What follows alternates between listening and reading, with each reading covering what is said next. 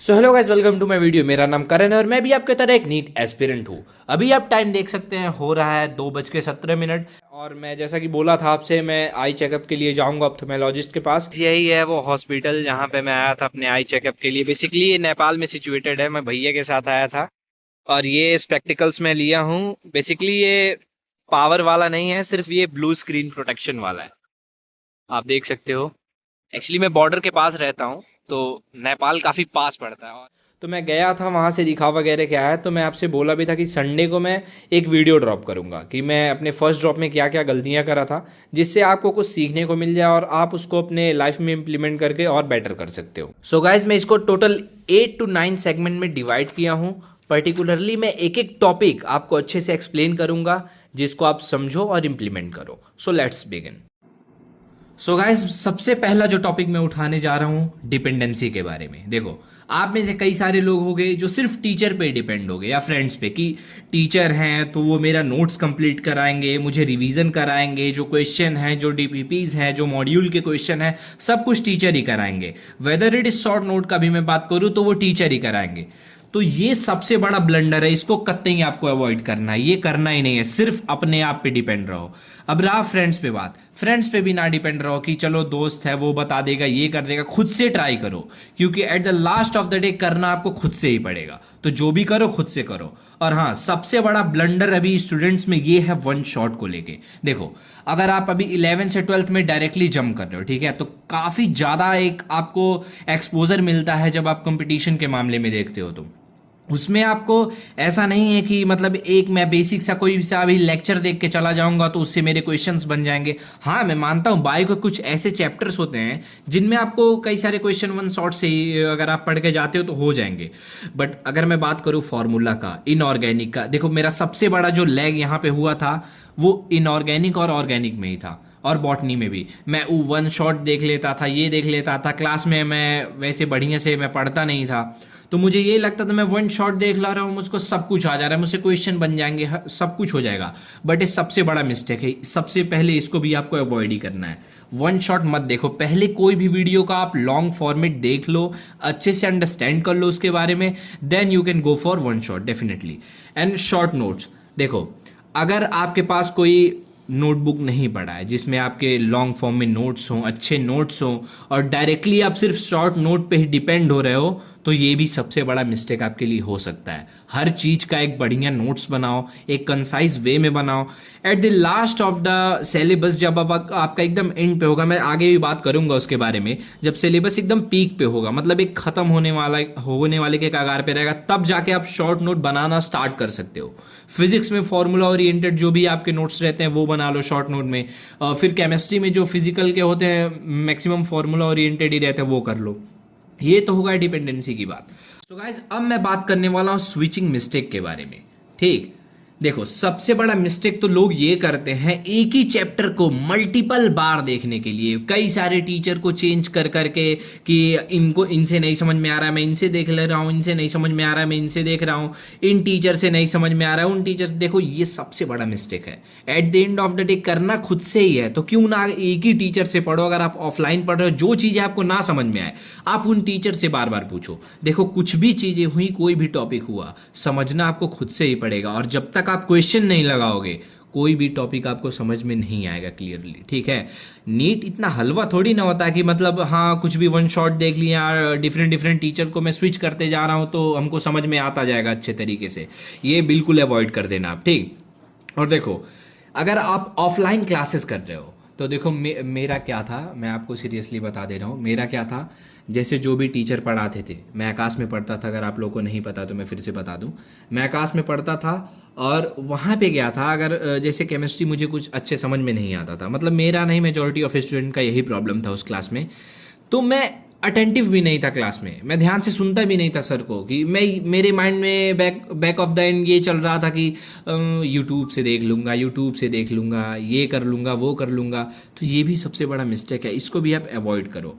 और हाँ, बिना 100, फॉर एग्जाम्पल अगर आप कोई एक्स चैप्टर उठा रहे हो, ठीक, 100% बिना उसको कंप्लीट करे आप वाई पे ना स्विच हो। ठीक, मान लो फॉर एग्जांपल कोई आप मान लो इलेक्ट्रोस्टैट उठा रहे हो, कोई भी फिजिक्स का, अगर आपको उसका 100% नहीं आ रहा है, आई मीन 100 नहीं 80 आप भी रख लो। 100% इन द सेंस मैं कैसे मेज़र कर रहा हूँ, आपके नोट्स बने होने चाहिए, प्रॉपर आप डीपीपीज उसके करे रहो, क्वेश्चन लगाए रहो, मॉड्यूल के क्वेश्चन लगाए रहो, डाउट उसमें आपको बहुत कम बने, then you can go for next chapter, क्योंकि ऐसे ही बैकलॉग बच्चों का बनते जाता है। सो गाइज अब मैं बात करने वाला हूँ नोट्स के बारे में। देखो कई सारे बच्चे ऐसे होंगे, आप में से भी कई सारे ऐसे लोग होंगे जो नोट्स को अवॉइड करते हैं, वेदर इट इज़ ऑफलाइन और ऑनलाइन। क्लास जैसे बन रहा है, क्लास के ड्यूरिंग नोट्स नहीं बनाएंगे, वो ये सोचेंगे मैं बाद में नोट्स बना लूंगा, मैं पीडीएफ ले लूँ तब बना लूंगा। अगर मैं ऑफलाइन का बात करूँ तो मैं फ्रेंड से मांग के बना लूंगा, ये कर लूंगा वो कर लूंगा। कतई इसको अवॉइड करना है, बिल्कुल भी ये गलती नहीं करना है। एकदम क्लास के टाइम ही नोट्स बनाओ, भले गंदे हैंड राइटिंग में बने, डजेंट मैटर, बस क्लास के टाइमिंग ही बनाओ, ठीक। और देखो कई सारे बच्चे क्या करते हैं कि डेकोरेट ज़्यादा करने लगते हैं, एक एक लाइन को प्रॉपर तरीके से सुंदर हैंडराइटिंग में अपना डेकोरेट करेंगे, उसको अंडरलाइन करेंगे, वो करेंगे। ये क्या ही मतलब है, उससे टाइम कंज्यूमिंग होता है, ठीक है। आप क्या करो, जब तक देखो decorating instead proper understanding of each line, जब तक एक एक लाइन को आप अच्छे तरीके से समझ ना जाओ तब तक आप उसको आगे मत बढ़ो। पहले बढ़िया से उसको समझो, भले ही नॉर्मल लिखो, उसके बाद ही आप आगे बढ़ना। और देखो कई सारे लोग ऐसे होंगे 11th और 12th का भाई सेम ही कॉपी बना लेते हैं। ये कौन सा मिस्टेक तुम करते हो? देखो डिफरेंट कॉपी बनाओ, कुछ भी रहे 11th और 12th का सेपरेट रखो, क्योंकि माइंड को एक ऑर्गेनाइजेशन चाहिए होता है, हर चीज का एक ऑर्गेनाइज्ड वे चाहिए होता है। इस वजह से थोड़ा अलग अलग कॉपी बनाओ। और ऑर्गेनिक, इनऑर्गेनिक, फिजिकल बहुत लोग सेम ही कॉपी में बना लेते हैं, बट इसको भी आपको डिफरेंट कॉपी में बनाना है। ये तो रही कॉपी की बात। अब देखो इररिलेवेंट टॉपिक देखो नहीं लिखना है। जो भी बहुत से ऐसे टॉपिक्स आपको मिल जाएंगे, आप प्रीवियस ईयर क्वेश्चन उठा के देख लोगे, 15 से 20 सालों में अगर आप देखोगे तो क्वेश्चन वगैरह नहीं आते उससे, तो काफ़ी कम लिखो उसके बारे में। ज़रूरी नहीं है कि एकदम अगर वो इररिलेवेंट है तो उसको एक एक पैराग्राफ, दो दो पैराग्राफ हम लिखते जा रहे हैं, उसको छोड़ भी सकते हो, अवॉइड भी कर सकते हो, डजेंट मैटर, ठीक। और हाँ, जितना नोट्स को कॉन्साइज वे में बना पाओ उतना बढ़िया है, क्योंकि at the end of the day पढ़ना खुद से ही पड़ेगा। क्योंकि जब तक आपको ऐसा नहीं लगेगा कि हाँ ये थोड़ा छोटा है, क्योंकि अगर आप खुद सोचो, अगर आप कोई कॉपी उठा रहे हो, अगर कई सारे सब ऊपर से लेके नीचे तक लिखा हुआ है उसमें, और सब एक ही टॉपिक के बारे में पूरा एक कॉपी आप भर दे रहे हो, तो उससे कोई मतलब नहीं है। कंसाइज वे में बनाओ, जिससे कम से कम एकदम जो मेन क्रक्स पॉइंट्स होते हैं उनको लिखो और बढ़िया तरीके से पढ़ पाओ उसको। और देखो शॉर्ट नोट की अगर मैं बात करूं तो जब देखो सिलेबस आपका एकदम एंड पे चल रहा हो, लाइक मेरे वहाँ जब था तो फेब में सिलेबस कंप्लीट होने वाला था, तो मेरे वहाँ के जैसे जो भी टॉपर बच्चे थे, तो मैं ऐसा क्या करता था, मैं शॉर्ट नोट को अवॉइड करता था। ये भी मेरा मिस्टेक था। लेकिन आप क्या कर सकते हो, दिसंबर टू जनवरी के आसपास में आप एक शॉर्ट नोट बना लो, फॉर्मूला ओरिएंटेड जो भी आपका कॉपी है फिजिक्स का उसमें आप बना सकते हो, केमिस्ट्री के लिए डिफरेंट बना लो, फिर बायो के लिए एक छोटे छोटे माइंड मैप्स से बना लो, ताकि रिकॉल करने में काफ़ी ज़्यादा आसानी हो। अभी मुझे एक फॉर्मूला शीट मिला तो मैं दिखा दिया, आप ऐसे कुछ फॉर्मूला शीट निकाल सकते हो। देखो कई सारे पेजेस में आप निकाल सकते हो, जिसको रिकॉल करने में काफ़ी ज़्यादा ईजी रहता है, ठीक। भाई जब नेक्स्ट जो मैं बात करने वाला हूँ जिस टॉपिक पे, वो है टेस्ट के बारे में। भाई कई सारे लोग ऐसे होते हैं जो टेस्ट को ही अवॉइड कर देते हैं। मेरे भी बैच में कई सारे ऐसे बच्चे जो टेस्ट देने ही नहीं आते थे। और दूसरी बात मैं करूँ टेस्ट का एनालिसिस करना, आप जो भी टेस्ट में परफॉर्म कर रहे हो, जो भी आपका स्कोर बन रहा है, कहाँ पे आप मिस्टेक कर रहे हो, किस पर्टिकुलर क्वेश्चन में, किस टाइप के क्वेश्चन में आप गलतियाँ कर रहे हो, किस सब्जेक्ट में सबसे ज़्यादा गलतियाँ कर रहे हो, उस टॉपिक पे, उस सब्जेक्ट पे और ज़्यादा आपको काम करने की ज़रूरत पड़ सकती है। तो आप काम करो और इम्प्रूव करो। ऐसा नहीं कि मैं अभी देख ले रहा हूँ, अभी ऐसा टेस्ट दे के चला आया, छोड़ो अब जो आएगा आएगा, वो अलग की बात हो गई। अगर आप सीरियस हो अपने तैयारी को लेके, तो एनालिसिस सबसे ज़्यादा इम्पॉर्टेंट है। मैं यही गलती बहुत ज़्यादा मेरे से हो गया था कि मैं ये है कि टेस्ट दे के चला आता था, एनालिसिस करता ही नहीं था। और देखो रही बात चीटिंग के बारे में, कई सारे बच्चे ऐसे होते हैं, मैं ऑनलाइन का ही बात करूंगा, अगर टेस्ट वगैरह रहता है तो भाई वो फ़ोन ले लेंगे, उससे चीट करके सोचेंगे हाँ मार्क्स अच्छे आ जाए, मैं मम्मी पापा को खुश कर सकूँ, मैं फ्रेंड्स में फ्लेक्स मार सकूँ। या फिर देखो ऑफलाइन की बात करूँ तो मैं अपने दोस्त से पूछ लूँ, उस सीट पे मैं पीछे बैठ के देख लूँ, आगे बैठ के देख लूँ। मैं जहाँ पे पढ़ता था वहाँ पे ऐसा होता था, एग्जैक्टली सेम ऐसा होता था। और मेरे बैचमेट्स में भी कई सारे लोग थे वो करते थे। दैट्स वाई ये भी एक मिस्टेक है जिसको आप अवॉइड करना। और देखो कंपेयर करने वाला मैंने तो बताया ही है, कंपेयर करते रहो। जो भी टेस्ट आप दे के आओ वो प्रीवियस वाले से कंपेयर करो, कितने मेरे मार्क्स इंक्रीज हो रहे हैं, कितने डिक्रीज हो रहे हैं, किस किस पॉइंट में मैं लैग कर रहा हूँ, ये सब आपको एनालिसिस करना है और इसका एक रिकॉर्ड अच्छे तरीके से रखना है। और एकदम इतना अपना मतलब वो बना लो कि जो भी अपकमिंग टेस्ट हो तुम्हारे, उसमें तुम्हारे 100% इंप्रूवमेंट दिखने ही दिखने चाहिए। ये नहीं कि तुम्हारा ग्राफ ऐसा डेविएशन शो कर रहा है, निगेटिव डेविएशन। तुमको पॉजिटिव ही हमेशा रहना पड़ेगा, वरना भाई कंपटीशन तो तुम ऑलरेडी आउट हो। मैंने भी यही मिस्टेक करा था, इसीलिए मैं आपको as a brother and sister मैं बता दे रहा हूँ, आप लोग ये गलती मत करना। और हाँ, कंपेरिजन करना, देखो कंपेयर करो बट उनसे करो जो आपके लेवल के हैं। ये नहीं कि जिनका तीसरा ड्रॉप है, चौथा ड्रॉप है, आप लग रहे हो उनसे कंपेयर करने। देखो फॉर एग्जाम्पल, अगर कोई रोप है, ठीक है, आप उसको काट रहे हो, अगर आप कोई बंदा 60 दिन से काट रहा है, जितना टाइम लगेगा उसको काटने में, आप सोच रहे हो मैं एक ही हफ्ते में उसको काट दूंगा ना, तो इट इज़ नॉट पॉसिबल। ये माइंड में रख के देखो। और ये भी देखो जो आपके लेवल में आपसे अच्छा परफॉर्म कर रहे हैं उनका चेक करो और देखो आपने गलती क्या वहाँ पे करा है। उस सिनेरियो में आप जाके अपनी गलती को चेक करो और फिर वहाँ से आप इम्प्रूवमेंट का स्कोप पा सकते हो। एंड गाइस, अब जो नेक्स्ट टॉपिक में बात करने वाला हूँ, ये तो समझ लो एकदम ब्रह्मास्त्र है आपके लिए, रिवीजन। देखो कोई भी चैप्टर आप पढ़ते हो, फॉर एग्जाम्पल आप चैप्टर 1 पढ़ लिए, चैप्टर 2 पढ़ लिए, चैप्टर 3 पढ़ लिए, इतना तक आपका जो मेमोरी रिटेंशन पावर रहता है ब्रेन का, वो रहता ही रहता है कि हाँ चलो कुछ ना कुछ आपको याद रहेगा ही रहेगा। लेकिन ये कह रहे हो अगर आप चैप्टर 4 पे जंप कर रहे हो और प्रीवियस 3 चैप्टर्स के आप बिना रिवीजन करे और आगे बढ़ जा रहे हो, तो जैसे जैसे आप देखो, अगर आप 4 का, ये देखो ब्रेन कैसा काम करता है, आप 4 का जैसे पढ़ के आगे बढ़ोगे, 1 आपके माइंड से डिलीट होता रहेगा। जैसे आप 5 पे बढ़ोगे, 2 का डिलीट होता रहेगा, 6 पे बढ़ोगे, 3 का डिलीट होता रहेगा। तो देखो ब्रेन को एक कंप्यूटर के तरीके से समझो, जब तक एक रिटेंशन पावर नहीं जनरेट करोगे वो किसी चीज़ को अपना कलेक्ट करके नहीं रख पाएगा। तो इसीलिए रिवीजन बहुत कंपलसरी है आपके लिए, रिवीजन बिना किए आप आगे नहीं बढ़ सकते। और हाँ, मल्टीपल रिवीजन करो एक चैप्टर्स के। ये नहीं कि मैं एक ही चैप्टर को एक बार पढ़ लिया, 2 बार पढ़ लिया तो हो गया, ऐसा नहीं होता है। ब्रेन को उस चीज़ को याद कराने के लिए काफ़ी बार रिपीटेशन मोड में डालना पड़ता है। जैसे मेरा क्या था, जूलॉजी काफ़ी सही था, तो मुझे ये लगता है मेरे जो बैचमेट्स थे उनमें से काफ़ी अच्छा मेरा जूलॉजी था, ऐसा मेरा मानना था। और वो भी फ्रेंड्स लोग भी कहते थे, क्योंकि मुझे जूलॉजी काफ़ी इंटरेस्टिंग भी लगता था और मुझे एक एक चैप्टर को मैं भाई 5 से 6 बार रिवीजन कर दिया था, मल्टीपल रिवीजन मैं किया था उसको। तो अब मल्टीपल रिवीजन करना, देखो अभी तो इनिशियल फेज़ है, तो आप अभी से स्टार्ट कर सकते हो। क्योंकि मेरा क्या था, देखो मैं अब आपको एक सीन बता देता हूँ। जब मैं एडमिशन कराया था अपना, तो मेरे साथ ऐसा क्या प्रॉब्लम था, जैसे कि मेरा 22 से 23 अप्रैल के बीच में मेरा क्लास स्टार्ट हो गया था। फिर नेक्स्ट मंथ से ही जो टेस्ट वगैरह थे एक एक चैप्टर के थोड़े थोड़े होने लगे थे, तो नंबर काफ़ी अच्छे आ रहे थे मेरे। तो मैं चेक वगैरह कर नहीं रहा था, बस वही मैं चेक कर लिया, फ़ोन में मैसेज वगैरह आ गया तो मैं चेक कर लिया, हाँ चलो नंबर तो काफ़ी अच्छे बन रहे हैं।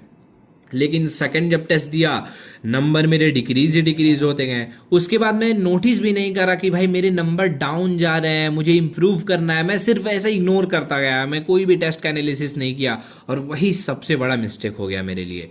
तो ये आप अवॉइड करना भाई। और देखो एनसीईआरटी रीडिंग, ये तो मुझे बताने की ज़रूरत नहीं है कि आपको एनसीईआरटी हर, देखो अगर आपको मन नहीं लगता एनसीईआरटी रीड करने में, आई नो कि समझ में नहीं आता, मैं आपको एक सजेशन दे सकता हूँ। देखो विपिन सर का आप कोई भी सा भी बॉटनी का चैप्टर उठा लो, वो लाइन बाय लाइन एनसीईआरटी, वही बस नहीं, जूलॉजी का भी आपको मिल जाएंगे, फिजिक्स के भी मिल जाएंगे, लाइन बाय लाइन एनसीईआरटी। एक बार आप वीडियो देख लो, लेक्चर्स देख लो, ज़्यादा शॉर्ट ही में देखना, बड़े मत देखना, आप अच्छे से समझ जाओ, उसके बाद खुद से सेल्फ रीडिंग करना स्टार्ट कर दो। क्योंकि एनसीईआरटी एक अपने आप में ही बाइबल है, जिसको डिकोड करना आपके लिए इम्पॉसिबल है, अच्छे से पढ़ के ही वो हो पाएगा। और देखो फॉर्मूला शीट, जैसा कि मैंने आपको एक बार फिर से मैं दिखा देता हूँ, ये फॉर्मूला शीट है, ये 12th का था, तो ये आप ऐसा बना सकते हो, ठीक, फॉर्मूला शीट बना लेना। और देखो 60-10 रूल, ये सबसे इंपॉर्टेंट है। देखो फॉर एग्जांपल आप 1 घंटे का कोई सब्जेक्ट पढ़ रहे हो, ठीक है, तो 10 मिनट का गैप ले लो उसमें, फिर 1 घंटा कुछ पढ़े, 10 मिनट का गैप लो, फिर 1 घंटा कुछ पढ़े, 10 मिनट का गैप लो। और इस 10 मिनट में आप क्या करो, बैठे ना रहो या फ़ोन मत यूज़ करो, आप कुछ एक्टिविटी करो। फॉर एग्जाम्पल आप कुछ एक्सरसाइज कर सकते हो या थोड़ा दौड़ लो, कार्डियो कर लो, जिससे जो ब्रेन है वो एक्टिवेट हो जाता है। मैं एक वीडियो हो सके तो मैं लाऊंगा, अगर आप लोग कमेंट करोगे, मेमोरी रिटेंशन पावर पे एक आता है, फोटोग्राफिक मेमोरी करके आता है, शायद मैं नाम थोड़ा गलत बोल रहा हूँ, ऐसा कुछ करके है। मैं इस पर रिसर्च करके मैं बता दूंगा कि मेमोरी रिटेंशन को स्ट्रॉन्ग कैसे करें, वो इसी पे है, इस सब पे मैं बताऊंगा। देखो, और मैक्सिमम 2 घंटे देने इस सब्जेक्ट्स को। ये नहीं कि मैं बायो पढ़ने बैठ रहा हूँ तो बायो में ही सुबह 6 बजे से लेके मैं 12 बजे तक, फिर 2 बजे से लेके 6 बजे तक, फिर 9 बजे से लेके 12 बजे तक, ये कतई ही अवॉइड करना है आप लोगों को।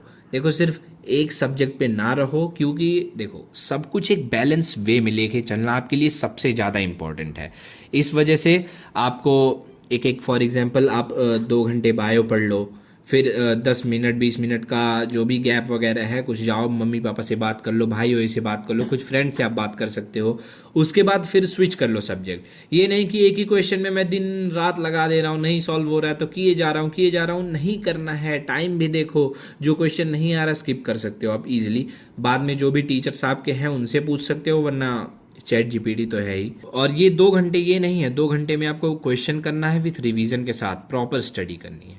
सो गाइस, जो नेक्स्ट टॉपिक है प्रोकास्टिनेशन के बारे में, कि मैं नोट्स कल बना लूँगा, अभी 1 घंटे बाद बना लूँगा, क्लास के बाद बना लूँगा, मैं क्लास चलो कल अटेंड कर लूँगा, अभी मैं थोड़ा काम पड़ गया है या कुछ। देखो, इमरजेंसी सिचुएशन, देखो मैं मानता हूँ इमरजेंसी सिचुएशन में आप ऐसा कर सकते हो, बट बिना किसी फालतू रीज़न के आप क्लास मत मिस करो कभी भी। और रिवीजन पे भी प्रोकास्टिनेशन लोग करते रहते हैं कि भाई मैं कल रिवीजन कर लूँगा, मैं 1 हफ्ते बाद से रिवीजन करना स्टार्ट कर दूंगा, मैं परसों से करना स्टार्ट कर दूंगा। ये कतई अवॉइड करना है। ऐसे टेस्ट को लेके, क्वेश्चन प्रैक्टिस को लेके कतई आपको ये सब अवॉइड ही करना है। प्रोकास्टिनेशन अगर आप करते हो तो आप खुद को एक धोखा दे रहे हो, समझ लो। आप खुद के लिए सीरियस नहीं हो, आप अपने फ्यूचर के लिए सीरियस नहीं हो, तो ये अवॉइड करना है। अब मैं जा रहा हूँ बात करने अदर कॉमन मिस्टेक्स के बारे में। देखो, ये मतलब मेरे साथ क्या, मेजोरिटी ऑफ स्टूडेंट्स के साथ होता ही होगा कि क्लास में अटेंटिव ना रहना। टीचर कुछ पढ़ा रहे हैं, ध्यान कहीं इधर है कहीं और है, कुछ और देखने जा रहे हैं, धीरे से फ़ोन उठा लिए, धीरे से नोटिफिकेशन चेक कर लिए। तो जब तक आप क्लास में अटेंटिव नहीं रहोगे आपको कुछ नहीं समझ आने वाला। बायो कुछ हद तक समझ में आ सकता है, लेकिन फिजिक्स आपको नहीं आने वाला, केमिस्ट्री आपको नहीं आने वाला, फिजिकल भी आ सकता है, मैं मान सकता हूँ, लेकिन इनऑर्गेनिक ऑर्गेनिक के लिए, फिजिक्स के लिए आपको एकदम अटेंटिव रहना ही पड़ेगा क्लास में। देखो, मेरे साथ जब मैं पढ़ता था वहाँ पे मेरे साथ तो सोशल मीडिया का कोई डिस्ट्रैक्शन था ही नहीं। अगर आप लोग के पास है अभी फ़िलहाल में कोई, तो सबको हटा दो। देखो, 1 ही साल का ना बात है, 1 साल बाद आप सोचो कहाँ पे रहोगे। उसके बाद आप कितना फ़ोन चलाओ, कोई भी सोशल मीडिया प्लेटफॉर्म्स यूज़ करो, कोई नहीं बोलने वाला आपको, ठीक। तो ये हम्बल रिक्वेस्ट है कि सोशल मीडिया प्लेटफॉर्म एकदम अवॉइड ही करो। और रिलेशनशिप वगैरह भाई साइड रख दो 1 साल के लिए, क्योंकि बहुत से लोग आएंगे जाएंगे, लेकिन अगर आपके पास कुछ नहीं रहेगा ना तो सब छोड़ के ही चले जाएंगे। ये बात जान लो। आप एग्जाम्पल देख सकते हो, रियल लाइफ एग्जाम्पल हैं कई लोग। तो इसीलिए रिलेशनशिप को साइड रखो, पहले फोकस करो अपने स्टडी पे, कुछ बन जाओगे तो लाइन लग जाएगा आपके लिए। That's it. और हाँ भाई, कभी ये मत सोचना कि तुम्हें सब आ गया, तुम सबसे सुपीरियर हो, तुम सबसे सुप्रीम हो, क्योंकि भाई इसमें तुम कितना भी पढ़ लो तुमको बस यही लगना चाहिए भाई कम है कम है कम है। क्योंकि तुमसे धुरंधर लोग पड़े हुए हैं, तुमसे कितना वो करके बैठे हुए हैं, तुम कुछ नहीं हो उनके सामने। तो खुद को सुपीरियर मत मानो, कितना भी पढ़ लो उसको बार बार रिकॉल करो, रिवीजन करो, क्वेश्चन करो, उसी के थ्रू आप इम्प्रूवमेंट कर सकते हो। अब मैं आपसे कुछ पर्सनल बातचीत कर लेता हूँ। देखो, खेल कूद, शादी विवाह, घूमना, भाई देखो 1 साल के लिए इसको अवॉइड कर दो। और मैक्सिमम अगर आप देखो, अगर घर का शादी है तो ऑब्वियस सी बात है आपको करना ही पड़ेगा। अगर आप मतलब घर पे रह रहे हो तो कुछ तो आप करवा ही सकते हो, लेकिन अगर आपका लास्ट फेज चल रहा है पढ़ाई का तो कतई भाई इसको एकदम ही अवॉइड करो। मेरे साथ ऐसा क्या सीन हो गया था मैं आपसे बता रहा हूँ भाई। मैं इनिशियल फेज में तो काफ़ी अच्छा पढ़ाई कर रहा था, लेकिन जब जब मुझे पढ़ना चाहिए था तब मैं पढ़ाई ने मैं क्रिकेट खेल रहा था। बताओ कितना बड़ा मिस्टेक तो मैं कर रहा था। बट ये मिस्टेक आपको कतई अवॉइड करना है। लास्ट फेज देखो, शुरू के स्टार्टिंग 2 3 4 5 महीने मैक्सिमम अगर आप रख लो तो आप कुछ भी कर सकते हो, उसमें doesn't matter. But last moment पे आपको एकदम डेडिकेशन के साथ पढ़ाई करना ही पड़ेगा, सब कुछ अवॉइड कर दो। और हाँ देखो, मैं इनर पीस के बारे में बात करने जा रहा हूँ। अगर आपके घर के आसपास कुछ पेड़ पौधे हैं या फिर आपके कॉलोनी वगैरह में कोई पार्क वगैरह है, तो आप शाम के टाइम वहाँ पे जाके 1 से 1.5 घंटे के लिए आराम से पूरा बढ़िया से ब्रीदिंग एक्सरसाइज करो। मैं मजाक नहीं कर रहा हूँ, इससे आपकी ब्रेन की जो मेमोरी होती है ना, काफ़ी स्ट्रांग हो जाती है। मैं ऐसा एक आर्टिकल पढ़ रहा था, वहाँ पे मैं पढ़ा था, दैट्स वाई मैं भी ऐसा कुछ करता हूँ, बट मैं मॉर्निंग टाइम में करता हूँ। आप भी कर सकते हो, मॉर्निंग में करो या इवनिंग में करो, ठीक। और हाँ, ये डेली रूटीन बनाओ भाई लोग, जैसा कि आप लोग भी वीडियो मेरा देख ही रहे होगे कि मैं डेली का रूटीन बनाता हूँ और डेली फॉलो करता हूँ। दैट्स वाई आप भी डेली रूटीन बनाओ। और डेली अगर आप, फॉर एग्जाम्पल मैं 1 हफ्ते के लिए इसको फॉलो कर लिया, हाँ, उसके बाद डायरेक्ट आप 1 हफ्ते बाद कुछ गिफ्ट रख दो। फॉर एग्जाम्पल आप कोई मूवी वॉच कर सकते हो, या फिर दोस्तों के साथ कुछ बात वगैरह कर सकते हो, या कहीं आप घूमने के लिए जा सकते हो आसपास। मतलब 1 से 2 घंटा आप, 2 से 3 घंटा भी आप दे सकते हो खुद को एक दिन में। लेकिन 1 हफ्ते बाद जब कंसिस्टेंटली एकदम 1 हफ्ते तक आप पढ़ाई करो, उसके बाद एक स्मॉल सा गिफ्ट आप दे सकते हो। और देखो, कुछ स्पेसिफिक सब्जेक्ट्स को अवॉइड करना। मेरे साथ क्या हुआ था मैं आपको बताऊं, मैं केमिस्ट्री को एकदम अवॉइड ही कर दिया था, और बॉटनी के कुछ लास्ट ऐसे चैप्टर्स थे जिनको मैं अच्छे से पढ़ा नहीं था। तो मैं केमिस्ट्री में, मेरा मेन यही जो भी सिलेक्शन रुकने का जो भी ज़रिया बना है वो केमिस्ट्री है। मैं केमिस्ट्री क्या करता था, एक तो वहाँ पे टीचर भी थोड़े ऐसे थे, मैं फॉर श्योर बताऊँ तो, कि केमिस्ट्री सही से समझा नहीं पाते थे। मेजॉरिटी ऑफ स्टूडेंट का यही प्रॉब्लम था। लेकिन भाई खुद से भी तो पढ़ना चाहिए मुझे। मैं खुद से क्या करता था, सिर्फ वन शॉट, और उसी वन शॉट के वजह से मैं काफ़ी प्रॉब्लम में चला गया। तो देखो, स्पेसिफिक सब्जेक्ट भले आपका वीक है, क्योंकि आप मान के चलो आपके पास 3 सब्जेक्ट हैं, फिजिक्स, केमिस्ट्री, बायोलॉजी। ये तीनों सब्जेक्ट ही आपको सिलेक्शन देंगे। अगर आप ये सोच रहे हो मैं सिर्फ बायो कर लूँगा, आप सिर्फ 50% पे हो। अगर आप केमिस्ट्री कर ले रहे हो और फिजिक्स केमिस्ट्री अगर नहीं, इसमें से कोई भी सब्जेक्ट आप नहीं कर पाओगे, तो 25% तो डायरेक्ट आपका चला गया। इसीलिए सब कुछ साथ में लेके चलो, सबको एक बैलेंस वे में लेके चलो। ऐसा नहीं कि ये सब्जेक्ट को मैं एकदम अच्छे से पढ़ रहा हूँ। हाँ, बायो में थोड़ा आप एडवांटेज ले सकते हो पढ़ाई का, क्योंकि 50% इसमें से आता है। लेकिन ये भी तो देखो, इनका डबल चैप्टर भी तो है इसमें, और काफ़ी ज़्यादा वेटेज भी ये रखता है। अब आपकी बातें कर लेते हैं कंसिस्टेंसी के बारे में। आप में से कई सारे लोग कमेंट कर रहे थे और पूछ भी रहे थे, भैया कंसिस्टेंट कैसे रहे। देखो, मैं एक चीज़ आपको बता देता हूँ, एज अ ब्रदर आप ही समझो। आप, ये डार्क रूम फियर एक थियरी है, ठीक है, इसको आप खुद पे अप्लाई करो। हाँ, रूम को लॉक करो। अगर आपका पर्सनल रूम है तो काफ़ी अच्छी बात है, अगर नहीं है तो कभी भी मम्मी पापा या फिर कोई भी अगर रूम में नहीं रहता है रात के टाइम, तो एकदम रूम को आप लॉक करो। और जितने भी आपके पर्सनल चीज़ें हैं जो भी आपको डिस्ट्रैक्ट करते हैं, एग्जांपल जो भी लैपटॉप हो गया, टैब हो गया, या फिर जो भी स्मार्टफोन वगैरह हो गया, सबको आप दूर रख दो, लाइट्स ऑफ कर दो। उसके बाद में आप खुद के इनर सोल से बात करो कि भैया तुम्हें क्या चाहिए, तुम्हारा मन तुमसे क्या चाहता है। ये नहीं कि कोई और कह दिया तो मैं डॉक्टर बनने के जर्नी में बस भागे जा रहा हूँ, भागे जा रहा हूँ। पहले आप डिसाइड कर लो आपको करना क्या है। अगर आपका देखो खुद से मन करेगा कि हाँ भाई मुझे बनना है, मेरा अंदर से ऐसा आत्मा कर रहा है कि मुझे डॉक्टर ही बनना है, फिर आप करो। और ये सबसे बड़ा यही फियर होता है डार्क रूम में, कि आप खुद से बात करने में डरोगे। आप ये करके देख लेना, आप खुद जाओ, रूम बंद करो, उस फियर को महसूस करो कि तुम अकेले जब रूम में हो, कोई नहीं है, तो तुम्हारे अंदर से आवाज़ें क्या आ रही है। यही है इनर सोल अंडरस्टैंडिंग। हाँ, सबसे इम्पॉर्टेंट बात, ये एक मैराथन है, तो इसीलिए भाई देखो धीरे धीरे आराम से आगे बढ़ो। ये नहीं कि भाई मैं 1 महीने में 2 महीने में मैं पूरा सिलेबस को कवर कर ले रहा हूँ, उसके बाद मैं क्वेश्चन करते जाऊँगा। नहीं, सबको इक्वली टाइम दो। पहले अच्छे तरीके से आप तैयार हो जाओ, सब कुछ जो भी आपका सिलेबस है उसको अच्छे से तैयार कर लो। देन देखो 1-2 महीने में हो जाता है, बट उनका होता है जो ऑलरेडी अच्छे से पढ़े होते हैं, जिनका सब कुछ 100% कवर्ड होता है। एक स्प्रिंट मारोगे झटका खाओगे, जान जाना। इस वजह से नॉर्मली एक मैराथन है, तो स्लोली स्लोली जाओ। एक बात और, अब वीडियो मैं ख़त्म ही करने जा रहा हूँ तो मैं आपको बता दे रहा हूँ, अगर ये ईजी होता ना तो सब कोई कर लेता, ये माइंड में रखना। इसीलिए आपको अगर ये अपॉर्चुनिटी मिला है, आपके मम्मी पापा सपोर्ट कर रहे हैं, आपके फैमिली मेम्बर सपोर्ट कर रहे हैं, तो डेफिनेटली इस पे आप 100% खरा उतरो। क्योंकि किसी को आप खुद सोचो ना, किसी को बोर्ड एग्ज़ाम देना नसीब नहीं होता, आप नीट का प्रिपरेशन कर रहे हो, तो यही सोचो अगर ये इजी होता तो सब कोई कर लेता। Thank you so much for this video, hope you liked it. Subscribe कर लीजिए आगे के ऐसे वीडियो के लिए। Thank you so much.